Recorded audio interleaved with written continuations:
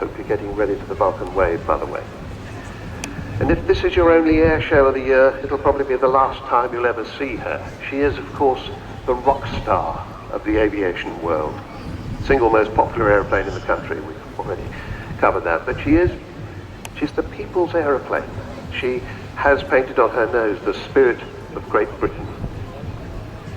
And you wonderful people love her so much that you've given, in one way or another, more than £22 million to get her where she is today.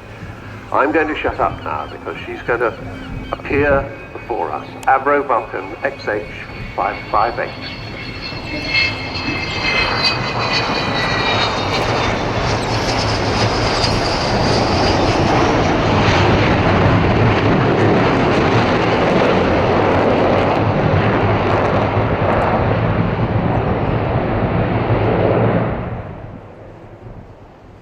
Just a little touch on the throttles there from Phil O'Dell, the man actually flying the display today, a Bournemouth man, more about that later, and a touch on the throttles of the 4 Rolls-Royce Bristol Olympus 202 turbojets.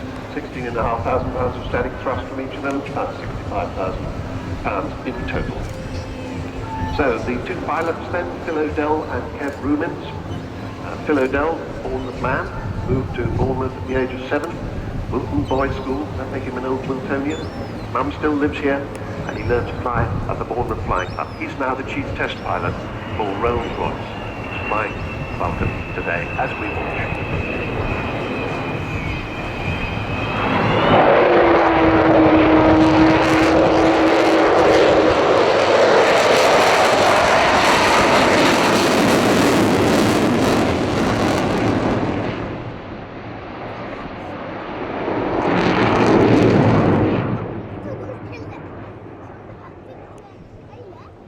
A little spiral climb there, and she'll be coming back down again. One of the problems with Vulcan, particularly in this format, she's lost so much weight since she left the Air Force with all the military equipment.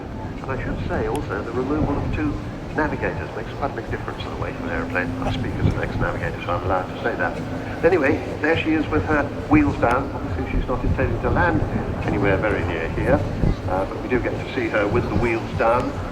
She has 18 of them, 16 on the main undercarriage and 2 on the nose wheel. And as she comes by the next time, I expect to see the gear coming up. She's making a sort of an approach as if she were coming into land, and then to make it into a go-around. The RAF's had Vulcan since 1956. They were designed to carry the British nuclear deterrent.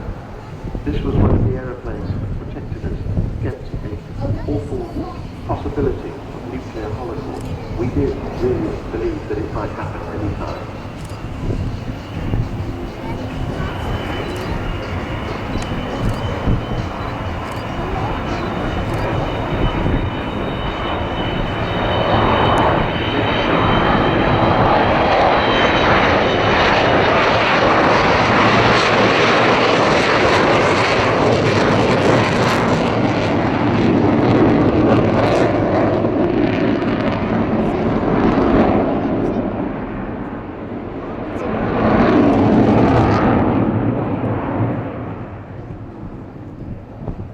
And there you see, as maneuverable as a fighter, she doesn't have the kind of control yoke, the big steering wheel that most bombers have. She has a fighter control column for each of the pilots, and she really is extremely agile. The test pilots used to roll her at the Farnborough Air Show. I was talking to a very distinguished one last week at Eastbourne, and he remembers rolling her off the top in public at the Farnborough Air Show. But they were stopped from doing that because another competitor company didn't like her.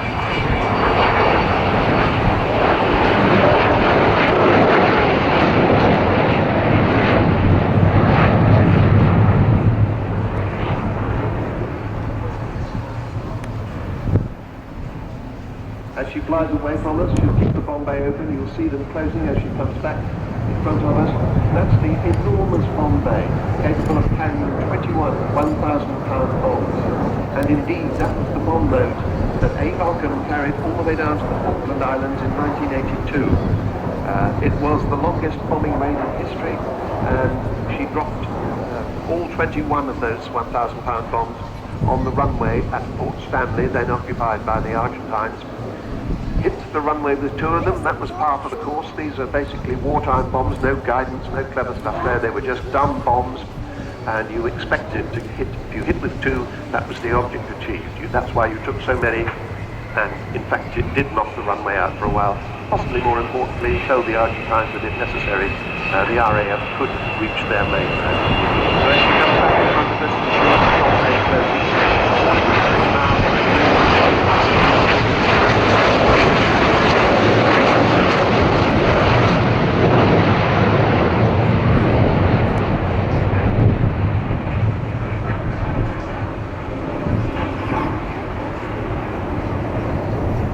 third man of the crew today is the Air Electronics Officer, Phil Davies, who's the man who was doing that bomb door opening and closing. He's more like an engineer in some other aircraft, because this is a highly electric aeroplane, often known as the electric bomber.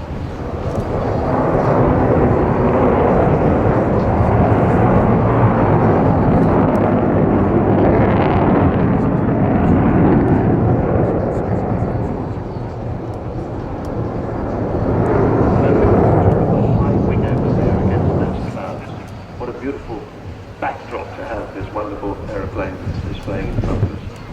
But, as we say, this is going to be the last time she will display here. And why is that happening? Well, 3 technical authority companies will finally bring her flying life to a close. BAE Systems, Rolls-Royce and Marshall Aerospace. They've decided they can't continue to support her after this season, and without their support she loses her civil permit to fly. She becomes illegal. It's nothing to do with funding, nor about the supply of parts.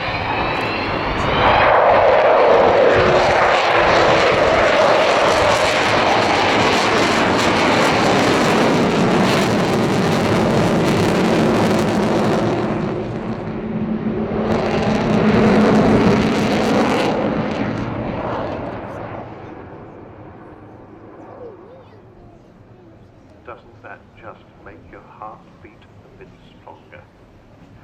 So, we're almost at the end of the display. She's still being enjoyed by more than 3 million people every year. And of course, that includes lots of children and young people. They're inspired by Vulcan to learn more about engineering and aviation, and that's what she's going to be doing, as I was saying earlier.